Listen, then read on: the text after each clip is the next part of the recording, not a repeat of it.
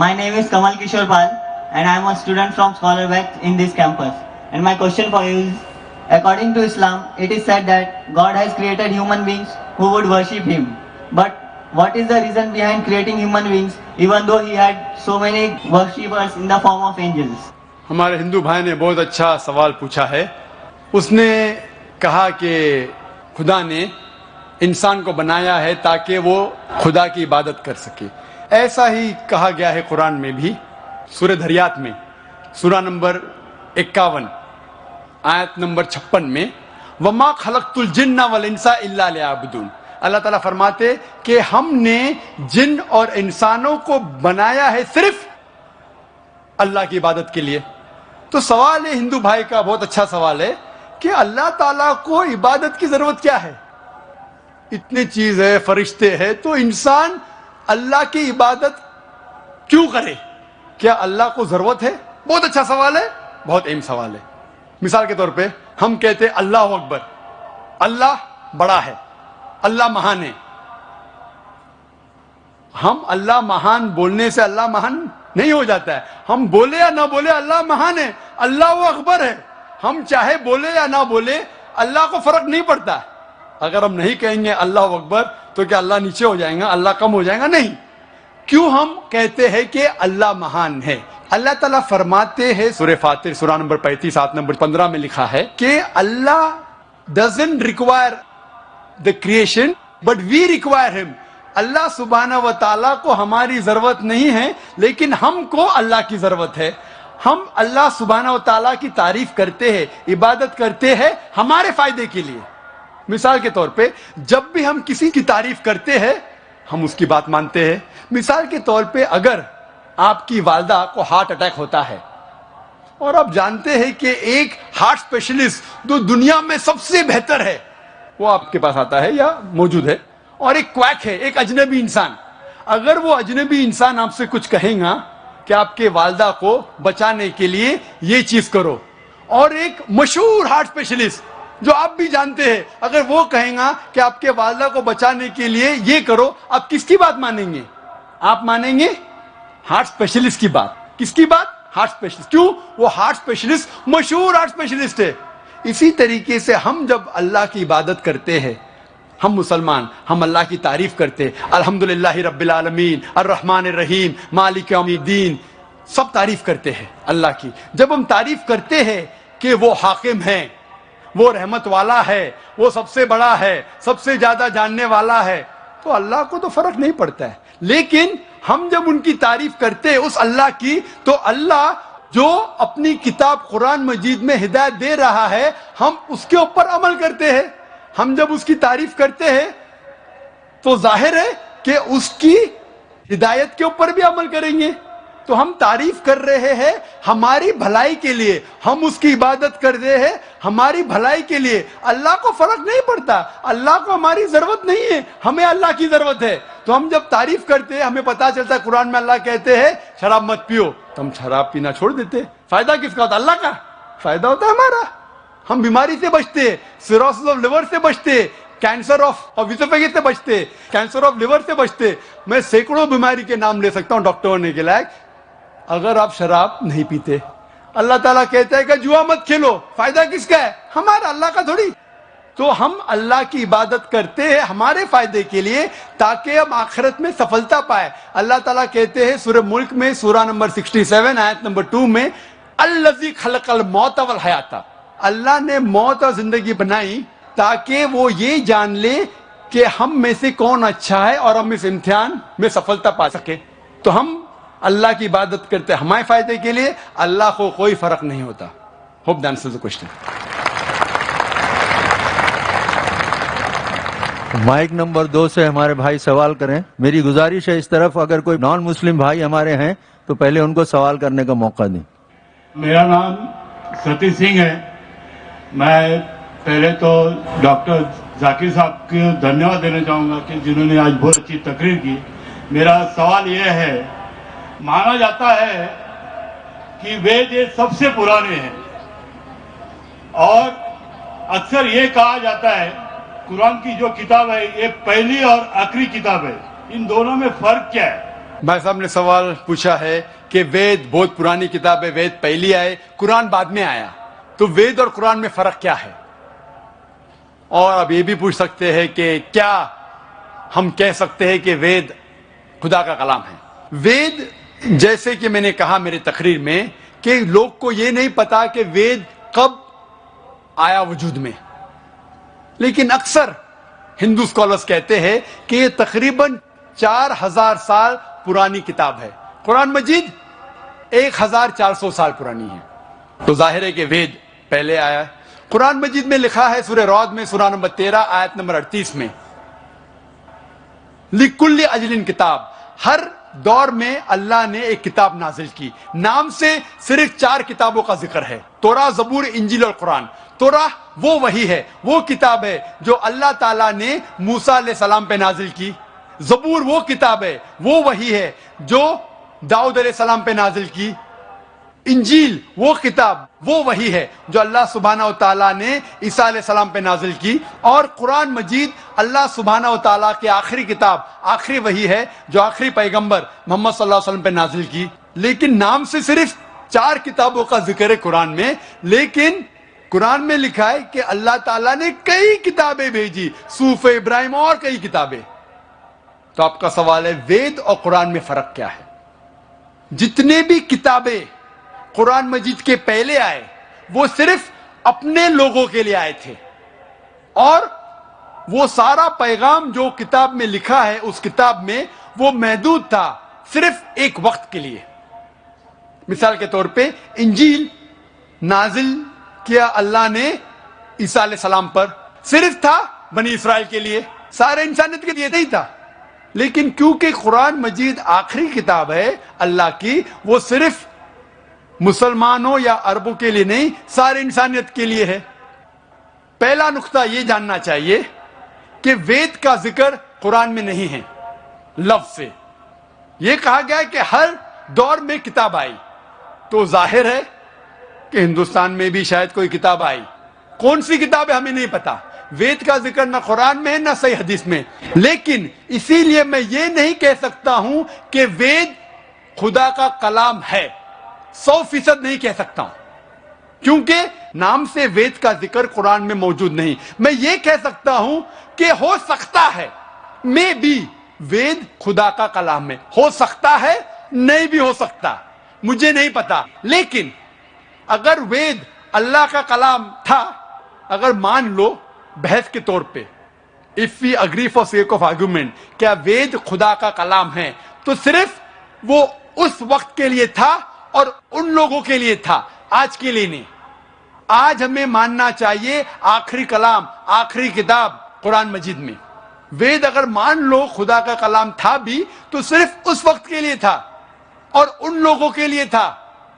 اور جتنے بھی کتابیں قرآن مجید کے پہلے آئے اس میں ملاوٹ ہو چکی ہے، چاہے وہ بائبل ہو، چاہے وہ وید ہو۔ ہندو دھرم کے اسکالرز کہتے ہیں وید میں بہت ملاوٹ ہے، وید میں کئی چیزیں ہیں جو میں مان نہیں سکتا صحیح ہے، کتنے ان سائنٹیفک چیزیں ہیں، کانٹرڈکشنز ہے۔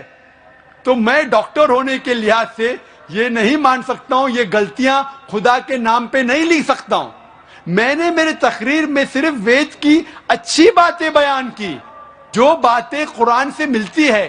قرآن کے اور ایک نام ہے فرقان۔ فرقان مطلب حق اور باطل کے درمیان فرق کرنے کی کتاب۔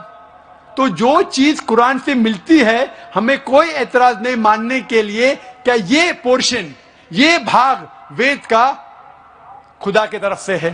لیکن پوری کتاب، جتنے بھی کتابیں قرآن کے پہلے آئے، دور کے وجہ سے، سال گزرنے کے وجہ سے ان میں ملاوٹ آ چکی ہے۔ لیکن قرآن میں اللہ تعالیٰ فرماتے سورہ ہجر میں سورہ نمبر 15 آیت نمبر 9 میں، ہم نے قرآن نازل کیا اور ہم قرآن کی حفاظت کریں گے۔ اسی لیے وید اگر خدا کی کتاب تھی اس وقت کے لیے تھی، ان لوگ کے لیے تھی۔ آج ہمیں ماننا چاہیے آخری کتاب قرآن مجید، چاہے آپ سعودی میں جی رہے ہیں یا امریکہ میں یا ہندوستان میں یا پاکستان میں، آپ کو ماننا چاہیے آخری کتاب اللہ کی، خدا کی قرآن۔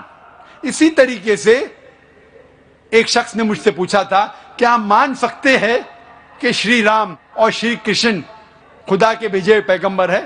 قرآن میں آتا ہے سورہ فاطر سورہ نمبر 35 آیت نمبر 24 میں کہ اللہ نے ہر قوم کے پاس ایک پیغمبر بھیجا ہے. نام سے صرف 25 پیغمبروں کا ذکر ہے قرآن میں, صرف 25.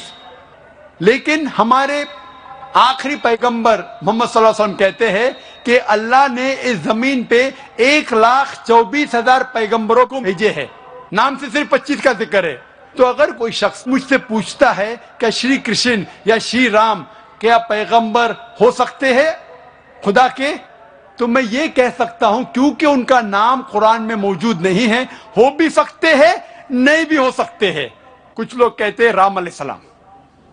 رام علیہ السلام میں نہیں کہہ سکتا, وہ پیغمبر ہو بھی سکتے نہیں بھی ہو سکتے. لیکن اگر وہ پیغمبر تھے تو صرف اس وقت کے لیے تھے اور ان لوگوں کے لیے تھے. جتنے بھی پیغمبر آخری پیغمبر محمد صلی اللہ علیہ وسلم کے پہلے آئے صرف ان لوگوں کے لیے تھے. آج ہمیں ماننا چاہیے آخری پیغمبر محمد صلی اللہ علیہ وسلم پہ ساری دنیا کو, ساری انسانیت کو. Hope the answer the question.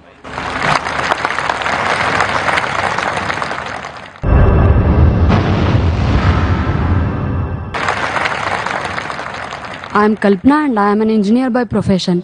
Zakir Naik, in your speech you have mentioned that Hindu is a geographical definition.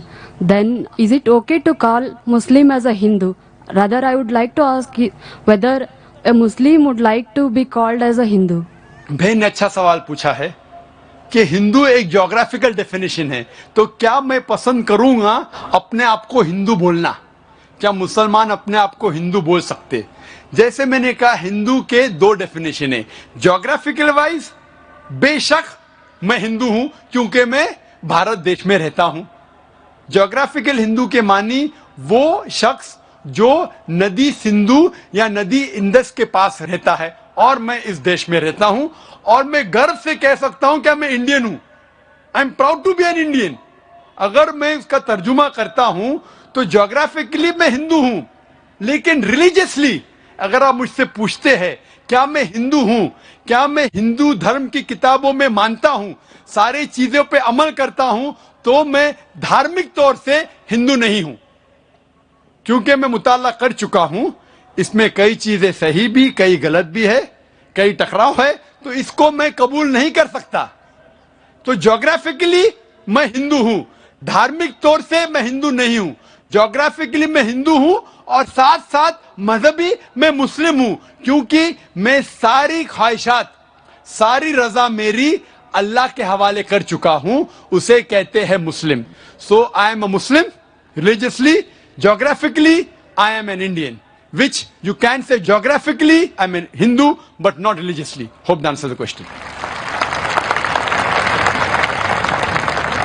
Hello, I am Rubina Attar, and my question to you is, though there are many similarities in Islam and Hinduism, when a Muslim girl marries a Hindu boy, it is not accepted by our society.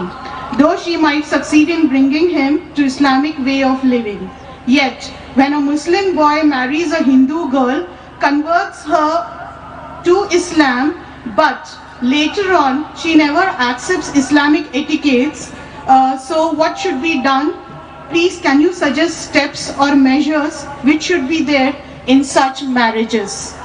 بہن نے سوال پوچھا ہے کہ جب ایک مسلم مرد ہندو عورت سے شادی کرتا ہے اور اسے کنورٹ کرتا ہے, بھلے وہ اسلام مذہب کو فالو نہ کر سکے تو بھی کوئی تکلیف نہیں, لیکن جب ایک مسلمان خواتین ایک ہندو مرد سے شادی کرتی ہے تو ایکسیپٹڈ نہیں ہے. یہ غلط فہمیاں ہیں. صحیح میں ہمیں دیکھنا چاہیے کہ قرآن میں کیا لکھا ہے. قرآن میں لکھا ہے سورہ بقرہ میں سورہ نمبر 2 آیت نمبر 221 میں کہ اے مومنو, اے مسلمانوں, کوئی بھی مشرک عورت سے شادی مت کرو جب تک وہ ایمان نہ لائے. ایک مسلمان عورت, ایمان والی عورت, چاہے وہ کتنی بھی بدصورت ہو, چاہے وہ جھاڑو والی ہو, وہ ایک مشرک سے بہتر ہے. اگر آپ کو کوئی مشرک یا مومنہ سے شادی کرنا ہے تو قرآن میں لکھا ہے کہ مومنہ سے کیجئے, مسلم عورت سے کیجئے.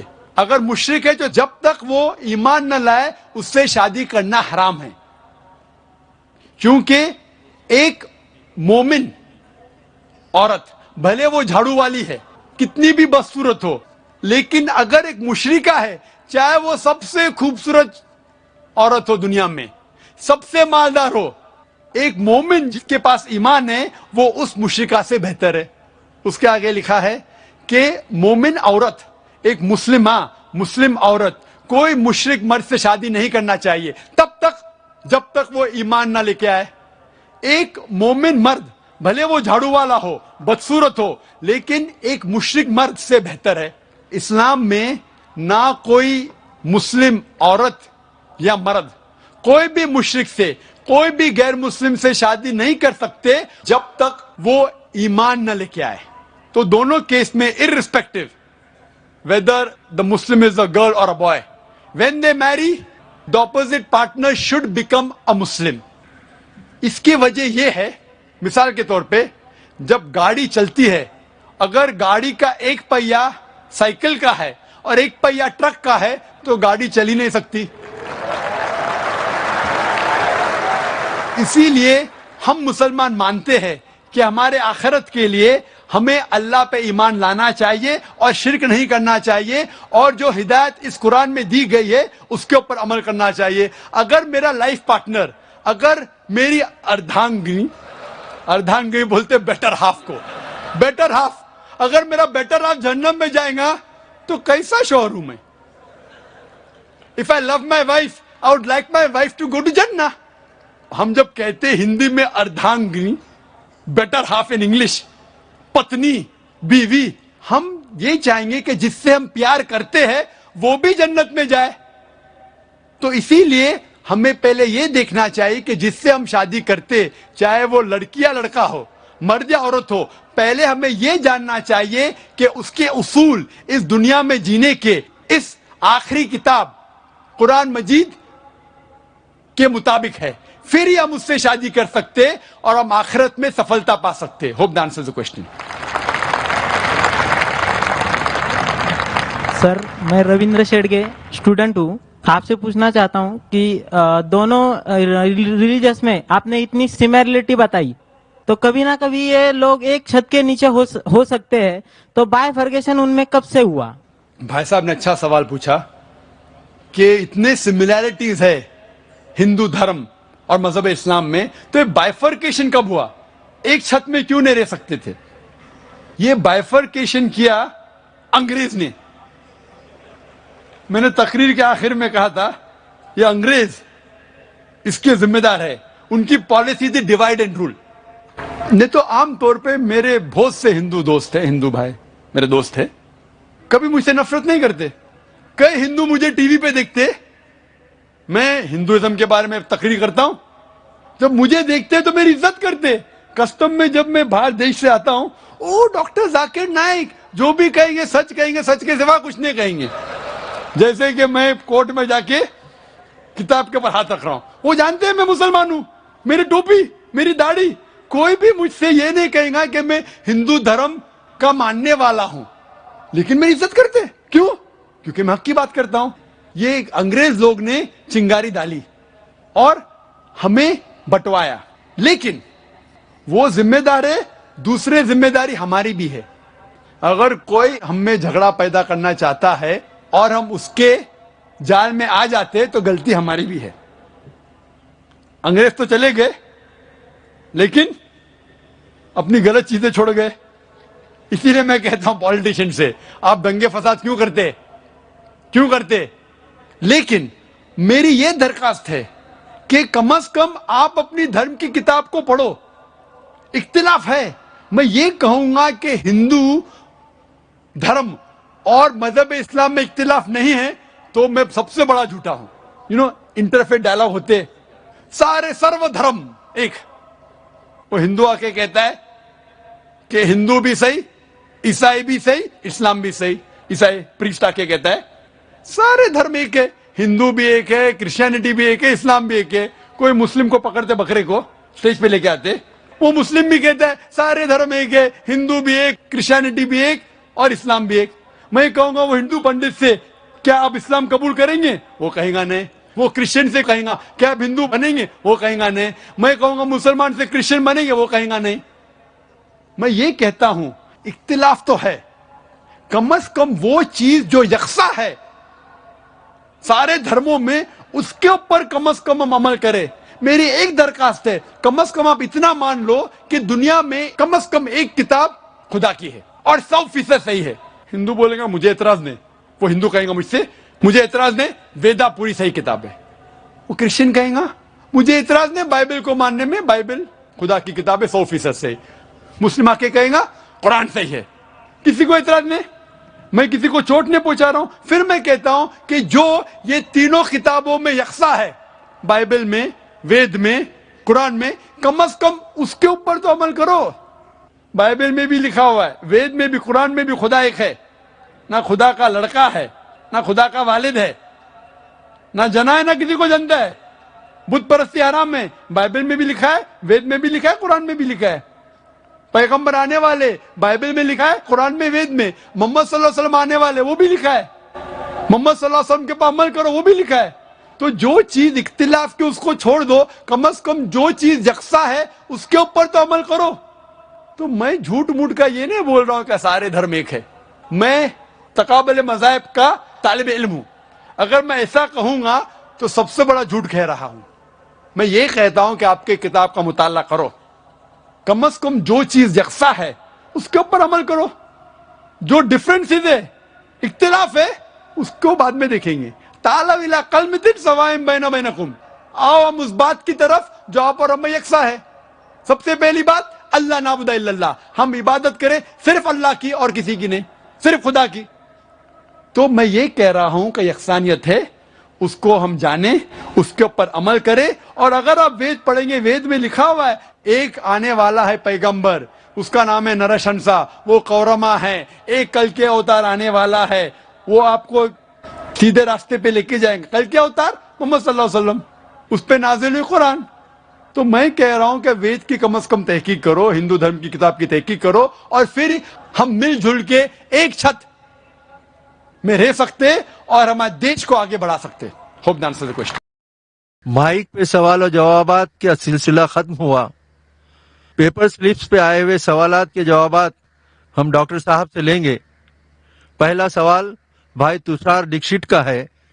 آپ پوچھتے ہیں کہ آپ نے تو اپنے بھاشن میں ایمان کے پلرز کے بارے میں بتایا، کیا اسی طرح اسلام کے پلرز کے بارے میں کچھ ہے جو ہندو دھرم سے سامانتائیں رکھتی ہیں؟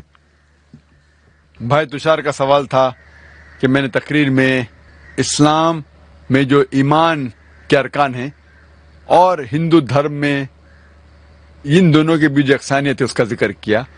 کیا ہندو دھرم اور اسلام کے ارکان میں یکسانیت ہے کوئی؟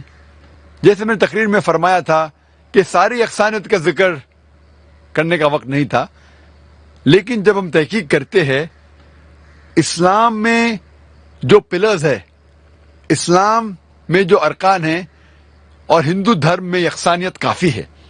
اللہ کے رسول محمد صلی اللہ علیہ وسلم فرماتے ہیں صحیح بخاری میں جلد نمبر 1 کتاب الایمان چیپٹر نمبر 1 حدیث نمبر 8 میں، اسلام 5 ارکان پہ مبنی ہے. اسلام کے 5 ارکان ہے. نمبر 1 لا الہ الا اللہ محمد رسول اللہ، توحید کے بارے میں. نمبر 2 صلاح. نمبر 3 زکوٰۃ. نمبر 4 صوم. اور نمبر 5 حج. پہلے رکن کا ذکر تو تقریر میں کر چکا ہوں میں، لا الہ الا اللہ محمد رسول اللہ، کہ خدا ایک ہے، ہمیں بت پرستی نہیں کرنا چاہیے اور صرف خدا کی عبادت کرنا چاہیے، اور آخری پیغمبر ہے محمد صلی اللہ علیہ وسلم. دوسرا رکن اسلام کا ہے اقیم الصلاح، ٹو اسٹیبلش صلاح. صلاح کی تفصیل کرنے کا وقت نہیں ہے، لیکن صلاح کا اہم جو بھاگ ہے وہ ہے سجدہ، اور سجدہ کا ذکر قرآن مجید میں 92 ٹائمز آتا ہے. اور اللہ تعالیٰ فرماتے ہیں سورہ ال عمران میں سورہ نمبر 3 آیت نمبر 43 میں یا مریم اقنتی لربی کی وسجدی ورقئی مرہ یقین، اے میری آپ سجدہ کرو اور رکوع کرو ان لوگوں کے ساتھ جو رکوع کرتے ہیں۔ اللہ تعالیٰ فرماتے سورہ حج میں سورہ نمبر 22 آیت نمبر 77 میں، یا الذین آمنو، اے ایمان والو رکوع کرو اور سجدہ کرو اور اللہ کی عبادت کرو تاکہ آپ سفلتا پائے۔ سجدہ کا کئی جگہ ذکر ہے۔ جب ہم ہندو دھرم کی کتاب پڑھتے ہیں، ہندو دھرم کی کتاب میں ذکر آتا ہے شاشٹانگ کا۔ شاشٹانگ، شاشٹانگ کے معنی کیا ہے؟ سا، اش اور انگ۔ س کے ساتھ آشٹ آیا ہے، آشٹ کی معنی ہے 8 اور انگ کی معنی ہے جسم کا حصہ۔ تو شاشٹانگ کے معنی ہے 8 جسم کے حصے۔ اس کا مطلب ہے جب اللہ کی عبادت کرتے ہیں، خدا کی عبادت کرتے ہیں تو 8 جسم کے حصے لگنا چاہیے۔ افسوس کی بات ہے جب ہم ہندو کو دیکھتے شاشٹانگ کرتے ہوئے وہ پورا زمین پہ لیٹ جاتا ہے، سارا بدن زمین پہ لگتا ہے، لیکن صحیح لفظ کی معنی ہے 8 حصے بدن کے لگنا چاہیے۔ جب ہم سجدہ کرتے ہیں تو ہمارے 8 بدن کے حصے لگتے ہیں زمین کو، ماتھا، ناک، 2 ہاتھ، 2 گھٹنے اور 2 پیر، 8 حصے۔ ہم جب سجدہ کرتے ہیں اسی طریقے سے عبادت کا طریقہ دیا گیا ہے ہندو دھرم کی کتابوں میں۔ تیسرا رکن زکوٰۃ، کہ ہر مسلمان جو 85 گرام 85 گرام سونا سے زیادہ اس کے پاس بچت ہے، اسے ہر قمری سال 2.5% خیرات میں دینا چاہیے۔ اور زکوٰۃ کی معنی ہے ٹو گرو، ٹو پیوریفائی، بڑھاوا، پاک کرنا۔ اگر ہر امیر انسان دنیا میں زکوٰۃ دے تو غریبی ہٹ جائیں گی، کوئی بھی انسان بھوک کے مارے نہیں مرے گا۔ اور قرآن میں آتا ہے سورہ الحشر میں سورہ نمبر 59 آیت نمبر 7 میں کہ زکوٰۃ اس لیے ہے تاکہ ویلتھ، جائیداد، مال صرف امیروں کے بیچ نہ گھومے۔ The wealth does not circulate only amongst the rich۔ اور جب ہم پڑھتے ہیں رگ وید میں کتاب نمبر 10 پاٹھ نمبر 117 منترا نمبر 5 میں لکھا ہے کہ آپ دان دو، کیونکہ پیسہ ایسی چیز ہے جو آج ایک انسان کے پاس ہے، کل دوسرے انسان کے پاس ہے۔ جس طریقے سے گاڑی کا پہیہ گھومتا ہے اس طریقے سے مال گھومتا ہے۔ خیرات کے بارے میں بھگوت گیتا میں بھی ذکر ہے، پاٹھ نمبر 16 شلوک نمبر 3 میں، اور بھگوت گیتا پاٹھ نمبر 17 شلوک نمبر 20 میں ہے کہ خیرات کرو۔ چوتھا ارکان سوم، ہر بالغ مسلمان کو جس کی صحت اچھی ہے اسے روزہ رکھنا چاہیے، کھانا اور پینا سے پرہیز کرنا چاہیے فجر سے لے کے مغرب تک اور پورے رمضان کے مہینے تک۔ اور قرآن میں ذکر آتا ہے سورہ بقرہ میں سورہ نمبر 2 آیت نمبر 183 میں 183 میں، Fasting has been prescribed to you as it was prescribed to those who came before you so that you may learn self-restraint۔ روزہ آپ پر فرض قرار دیا ہے جس طریقے سے پہلے لوگوں پر فرض قرار دیا گیا تھا تاکہ آپ لوگ پرہیزگار بنو۔ روزہ اسی لیے قرار دیا گیا ہے فرض تاکہ لوگ پرہیزگار بنے۔ آج کے سائیکولوجسٹ کہتے ہیں کہ if you can control your hunger you can control almost all your desire. اگر آپ بھوک پہ قابو پا سکتے ہیں تو آپ اپنے سارے خواہشوں پر قابو پا سکتے ہیں۔